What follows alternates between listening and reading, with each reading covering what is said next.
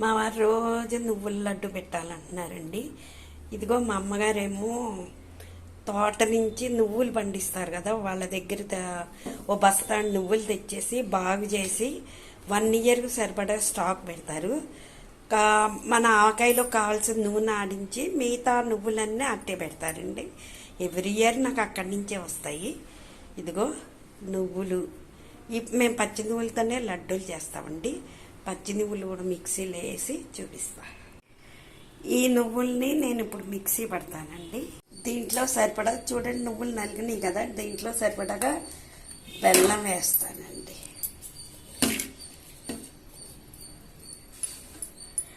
ఎంత కావాలంటే అంత బెల్లం వేసుకోండి.